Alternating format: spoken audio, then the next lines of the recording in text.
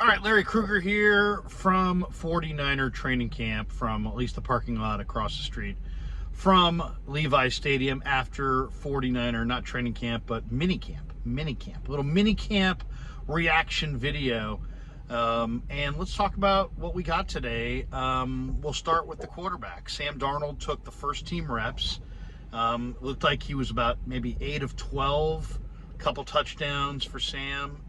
He took the first team reps. Kyle Shanahan said Trey Lance will take the first team reps most likely in tomorrow's practice.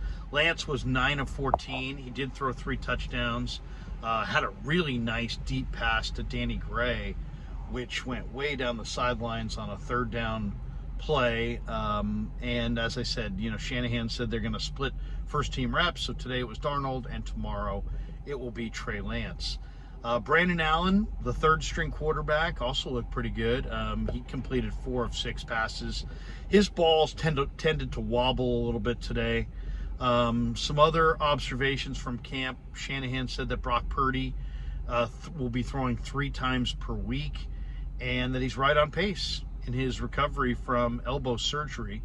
The 49ers also made a roster move today as they cut Shea Wyatt, the wide receiver, and they signed a defensive end named Darryl Johnston.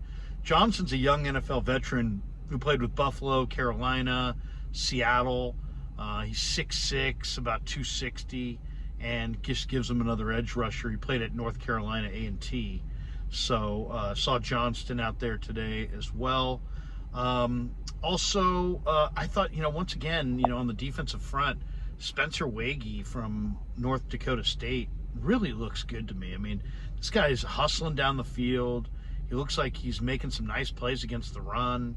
He's getting off blocks. He's quick. He's explosive. He's got great motor. I like what I'm seeing out of Spencer Wagee, and I've been saying that for a while now, but I really like what I see, and I can't wait till they put on the pads and see what he looks like this summer. Deebo Samuel was out there today, and then in the post practice media session, we actually got to hear from Deebo, and Deebo said that he sat down with Kyle Shanahan and they kind of reviewed his season, and that Deebo said that he was awful last year. And when he was pressed on exactly what did you think about your season last year as far as where were you awful, he's like, everywhere. Everything I did was awful. And he just felt like he was sluggish in his route running.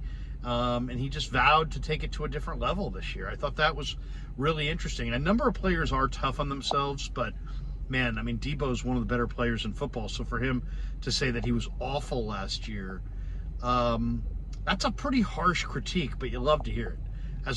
As a coach, I'm sure Kyle Shanahan loves to hear it. Nick Bosa was in Santa Clara today, and he talked to us after practice, and he said he's really excited about Javon Hargrave added to that defensive line, but Bosa didn't work out. I didn't see him anywhere on the field. Trent Williams worked out for the first time this offseason, and we also saw Javon Hargrave on the field wearing number 98. And it's funny, Hargrave is squatty with a real powerful lower body, and he just carries a lot of weight in his thighs and butt. And he's a low bit. He's kind of reminds me of a Dana Stubblefield build, in that he's got a build where he has a lot of weight in his lower body, but he's also explosive as a pass rusher. So he worked out. He showed some good movement ability. He was flying around, and just the noticeable thing about him is his build, especially without shoulder pads and without pads overall. The lower body thickness of Javon Hargrave definitely stands out. George Kittle was out there again, and I thought George Kittle had 2 of the more interesting comments at the podium when we talked to him after practice. When it came time to talk about Trey Lance, he said, I'm not going to lie, Trey Lance looks much better than he did last season. And then he referenced the fact that Trey will occasionally airmail a pass pretty badly, but that overall he looks quite a bit better. Trey had one play that was like a fade that he threw to the left pylon in the red zone that was just a perfect dime. I mean, just an absolute perfect dime. Kittle's other comment that caught my attention was he said that he was really impressed by the rookie tight end out of Alabama, Cameron Latou, saying that he's bigger and more physical than you think, and that he really kind of marveled at the athleticism of Latou, which was good to hear because Kittle obviously knows that position well, and the fact that he was so impressed by Latou's physique is a good sign. Danny Gray, looks like he's going to be much better in year 2 than he was in year 1. I would say that's kind of typical. Wide receivers really struggle to transition from college to the pros. It's just a difficult position. In college, you can get by on just explosiveness and athletic ability, and in the pros, it's just the layers of complexity are just off the charts, and everything matters. Everything matters whether the ball's coming your way or not. How do you run your routes when the ball isn't coming your way? How do you break the huddle? How do you, walk up to the line of scrimmage? I mean, you don't want to give anything away as a wide receiver, and there's so many intricacies to playing the position. But Gray looks explosive, and he just flying up and down the sideline. And his speed is noticeable. He is a burner, and it's, I can't wait to see what he looks like this summer. I think he's going to go off. I'll tell you one guy that really looked good today for the first time, and I didn't look good for the first time, but really kind of showed himself making highlight plays, was Deshaun Jameson. And he wasn't doing it as a returner, he was doing it as a corner. He had a great PBU on a red zone pass where the defense all the defensive players kind of swarmed him and giving him high fives after the play. It was a great break on the ball. This is an experienced corner who played 5 years at Texas, and he's not the biggest guy, but man, I love the way he moves. And that competition for that final corner spot is going to be pretty intense. And look for Deshaun Jameson to fire this summer. I mean, this guy, he's legit. I mean, he's a legit corner. He's a legit return guy. The special team coach likes his return ability, but I think he's good enough to play significant amounts of time at corner, from scrimmage, not just a special teamer. He's definitely a solid NFL corner. I think that was a really, really good undrafted free agent pickup. Jair Brown, the 3rd-round pick out of Penn State, flying around. Every practice that goes by, you can see the culture player that Jair Brown is. He hustles. He takes everything to the max, and he just looks bigger and more explosive and more kind of tuned in to what they're doing every practice that goes by. And Tayshaun Gibson's looking pretty good too. He's looking definitely thickly muscled in the upper body, but Jair Brown moves much better than Tayshaun Gibson.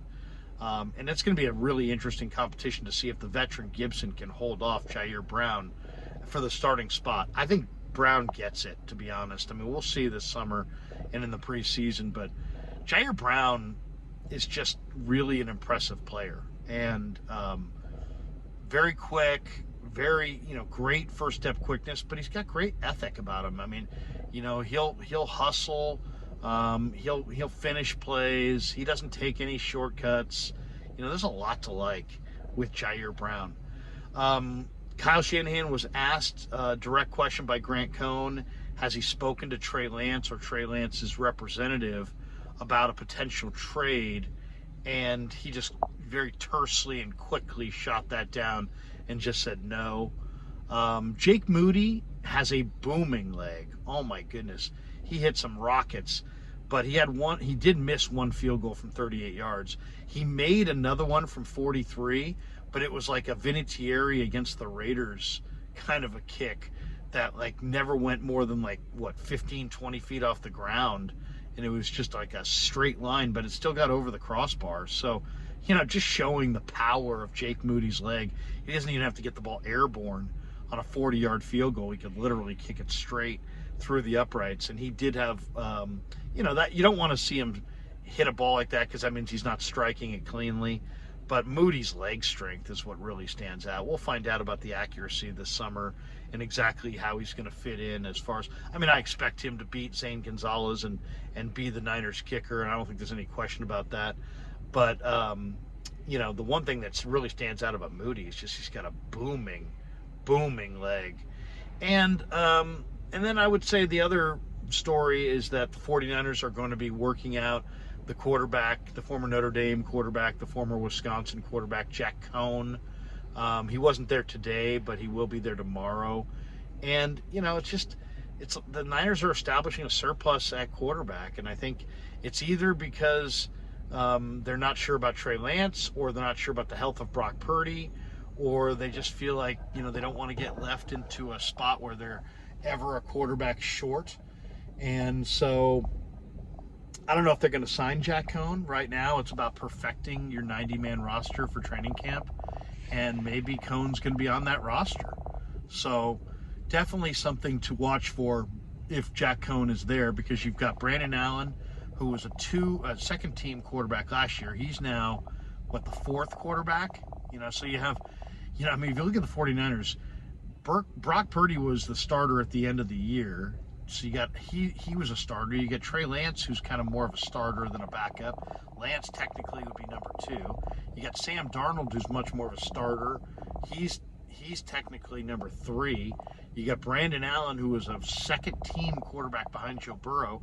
He's sitting number 4, and Cohn would be number 5. So the Niners have an abundance of riches right now at the quarterback position. But overall, a really good day. No injuries to report on at all. The quarterbacks are definitely looking more comfortable. Darnold and Allen, of course, are getting used to the system. But I thought this was the best today that I've seen Lance throw the ball. As far as he had 4 or 5 passes that were just flat out dimes, just perfect passes.